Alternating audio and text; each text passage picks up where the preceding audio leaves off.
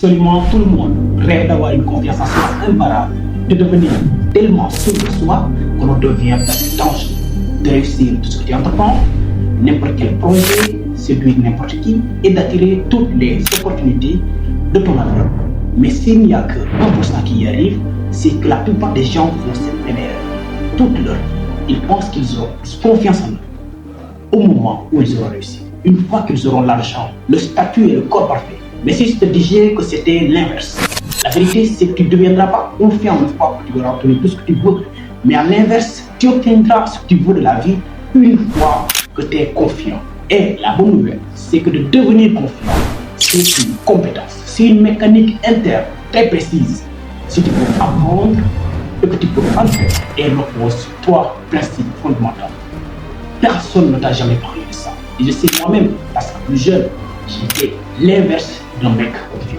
J'étais le mec timide par excellence, celui qui était terrorisé par l'effet de parler, celui qui n'osait jamais parler à des filles, celui qui ne regardait même pas les gens dans les yeux. Mais j'étais aussi celui qui doutait d'absolument tout ce que je faisais.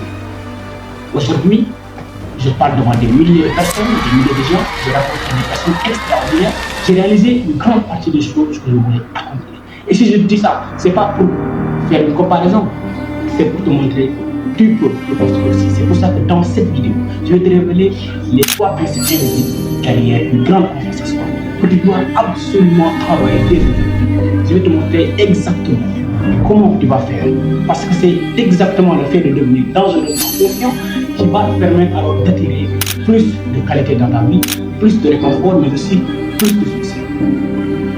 Alors la première chose que tu dois évoquer, c'est la cohérence. Tu crois que tu n'as pas confiance en toi, c'est faux. En réalité, c'est juste ton cerveau qui ne te fait plus confiance. Parce que ton cerveau, lui, il t'observe en permanence et il enregistre ce que tu fais. Moi, je me rends compte aujourd'hui, ce que j'ai vécu pendant des années au collège, j'étais bousculé à la rentrée, j'avais même des difficultés à entrer en classe parce que je n'osais pas regarder les gens dans les yeux.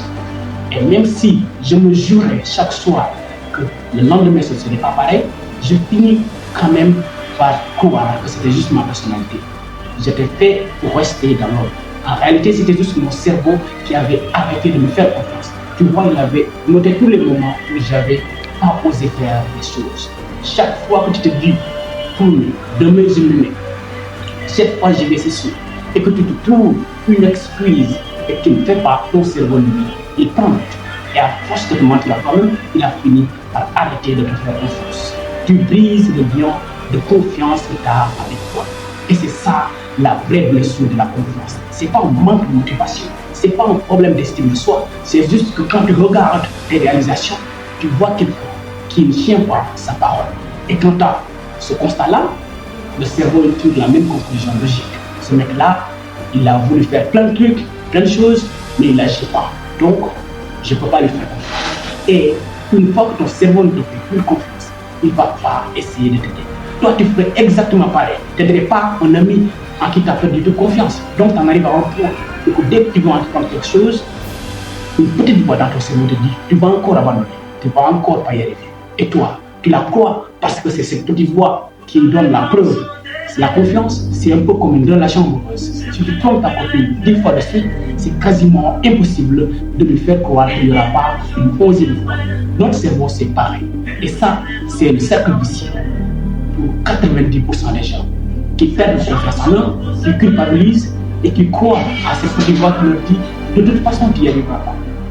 Ils remettent tout au lendemain, ils finissent par se haïr eux-mêmes en se disant que tout serait différent si j'avais enfin une vie heureuse. Mais la vérité, ce que tu dois comprendre, c'est que cette confiance, ce n'est pas une émotion, ce n'est pas un truc que tu ressens. La confiance, c'est une donnée que tu peux mesurer. Et notre cerveau, lui, tous les jours, il fait des comptes. Est-ce que j'ai fait ce que j'avais dit que j'allais faire?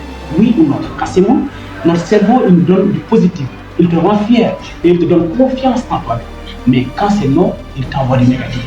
Tu as honte, tu te sens misérable et tu te paralyses. Les gens qui ont confiance en eux, ce ne sont pas les gens qui ont toujours réalisé ce qu'ils font. Ce sont des gens qui font ce qu'ils disent, même quand personne ne les regarde. Alors c'est là où se trouve le secret. La confiance ne vient pas du courage, mais la confiance, ça vient de l'amour de ta personne. De t'aimer assez pour réellement faire ce que tu te dis que tu vas faire. Cet amour, tu ne la gagnes pas en regardant des vidéos sur TikTok ou plus simplement en obtenant quelque chose, mais tu la gagnes en étant fier de ce que tu fais et de qui tu es, de tes actions. Parce qu'à chaque fois que tu montres à ton cerveau que tu es quelqu'un qui réalise ce qu'il dit qu'il va faire, jour après jour, tu deviens ton amour. Alors, c'est à cet instant que tu vas commencer à développer cette confiance. Tu ne peux pas tromper ton cerveau. Si tu es dans le mensonge, ton cerveau n'est pas l'hypocrisie. Si tu veux prendre le contrôle, il faut que tu comprennes que la confiance, elle ne vient pas de ce que tu penses de toi, elle vient de ce que tu prouves. Et quand tu deviens cohérent, quand tu recommences à faire confiance à ta personne, quand tu recommences à réaliser ce que tu allais dire, tu allais faire, ton cerveau commence à te faire confiance. Et Chiant, il a fait ce qu'il allait dire, il a fait ce qu'il avait dit qu'il allait faire une fois. Et là, tu commences à te respecter. Et ensuite, tu peux tout construire, tu deviens inarrêtable. Les gens confiants, ce ne sont pas des gens qui peuvent tout faire, mais c'est des gens qui savent compter sur eux-mêmes pour toujours agir, pour toujours se renouveler, pour trouver une solution. Et si tu veux savoir par où commencer, c'est simple. Oublie les grandes résolutions. Commence petit. Ton but, ce n'est pas d'être parfait du jour au lendemain, c'est de redevenir crédible à tes propres ambitions. Par exemple, dès ce soir, tu peux mettre en place un journal. Tu vas écrire chaque soir, aujourd'hui, j'ai tenu ma parole, j'ai fait ça et ça et ça. Puis ensuite, tu sais exactement les tâches principales que tu devras faire le jour suivant. Et ensuite, tu enchaînes ce résultat. Ensuite, tu pourras commencer à supprimer une honte que tu as, un manque de respect que tu fais souvent. Ça peut être scroller sur TikTok, ça peut être perdre du temps à se chamailler avec des gens, n'importe quoi. Identifie cet élément, cette micro-habitude qui te pousse vers l'autre direction. Je veux que tu la notes et tu verras dans chaque jour, tu obtiendras instantanément plus de confiance. Déjà, tu devras commencer par arrêter quelque chose qui détruit ta confiance parce que tu auras beau faire quelque chose qui t'amène vers le haut, si tu fais de façon vice-versa la chose qui te pousse vers le bas, tu finiras par faire un pas en avant et un pas en arrière. La deuxième chose, c'est éliminer les choses qui te font honte. Tu verras que c'est un cercle vertueux qui va changer de façon significative ta perception de toi-même. En fait, la confiance, c'est quelque chose de simple. Agis, sois fier de toi et la confiance viendra. C'est presque mathématique. Plus tu fais des choses dont tu es fier, et plus tu t'aimes encore plus. Plus tu t'aimes, plus tu deviens naturellement confiant. Tu ne peux pas te sentir bien dans ta peau si tu n'agis pas en accord avec la personne que tu veux devenir, avec la personne que tu veux être. Et inversement, chaque petit acte de cohérence te rapproche de l'amour de toi-même. Et maintenant, il faut qu'on parle du niveau d'après.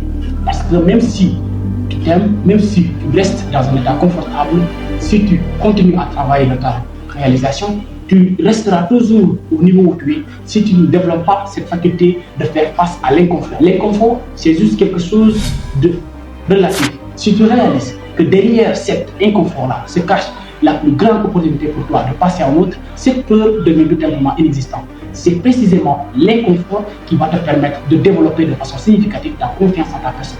L'inconfort, ce n'est pas quelque chose qui doit te limiter, c'est plutôt la base sur laquelle tu dois te reposer pour développer cette confiance en toi-même.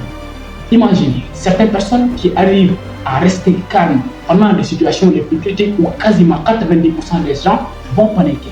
C'est ces gens qui se retrouvent avec la plus grande confiance parce qu'ils ont appris à faire face à l'inconfort. À l'instant où beaucoup d'autres vont paniquer, à l'instant où beaucoup d'autres vont fuir parce qu'au public, parce qu'au huer. Mais comment ces gens ils font? Ils font un truc que tous les mecs qui ont confiance en leur font. On est tous câblés de la même manière. Notre cerveau, tu vois, quand il est face à quelque chose de nouveau, il ne connaît pas les conséquences, il t'alerte du danger en déclenchant le réseau de la peur. Mon cerveau, lui, il ne fait pas la différence entre un vrai danger et un faux danger. Il agirait pareil face à un lion que face à une fille super belle que tu as rencontrée. Sauf que dans la vie, il ne va pas rencontrer beaucoup de lions. Notre système nerveux, lui, il n'est pas encore au courant de ça. Mais face à la peur, peu importe si elle est légitime ou pas, ton cœur s'accélère, tu transpires, tu commences à avoir chaud et tu commences à avoir du stress. Mais la réalité, c'est que si tu acceptes ce contexte, tu vas finir tout simplement par abandonner la réalité, alors te retrouver à perdre en confiance. La peur, elle ne te lâche pas jamais. C'est là que tout le monde se trompe. Ils veulent éliminer la peur. Ils veulent devenir un robot qui ne doute jamais de tout, qui ne ressent absolument rien. Mais si tu n'as plus peur, c'est que tu n'es plus en train d'apprendre. La peur, ce n'est pas un ennemi. La peur, c'est un GPS. C'est elle qui te dit, tu dois y aller. Tu ne dois absolument pas te débarrasser de cette peur-là. il doit apprendre à jouer avec. Tu sais ce qui est fascinant? La première fois que tu fais un truc qui te fait peur, tu vas paniquer. Mais la deuxième fois, tu t'en fous un peu plus. La troisième fois, tu te remercies et ça devient de plus en plus naturel à faire. C'est comme sauter de rocher. Une fois que tu as déjà commencé, tu te rends compte que tu t'es pas fait mal, alors tu recommences. Tu as envie de le refaire parce que petit boost d'énergie, tu vas te donner. La peur représente alors une montagne immense de main, mais qui est minuscule lorsque tu en approches. Tu dois alors être capable de nourrir cette confiance à faire face à l'ensemble des situations imprévisibles qui vont petit à petit développer ta confiance. Parce que ton cerveau, il va commencer à te faire confiance. Il dira, au début, il avait peur de faire ces choses. Maintenant, il commence à le faire. Chaque fois que tu traverses la peur, ton système nerveux est programmé pour aller au niveau suivant.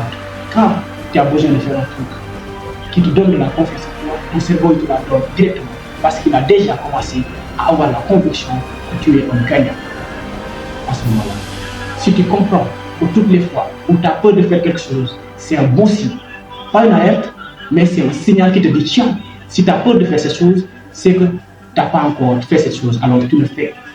Maintenant, tu passes à l'étape suivante. Il faut que tu t'habitues à aller précisément là où 95% des gens ne l'ont pas. Si tu as peur de parler aux gens, inscris-toi à des cours de théâtre, va au café, va discuter avec des gens. Au début, ça va être gênant. Tu vas te sentir un peu bizarre, mais au fil du temps, petit à petit, tu vas voir de façon inimaginable, ta confiance en toi va commencer à se développer, ton vocabulaire aussi.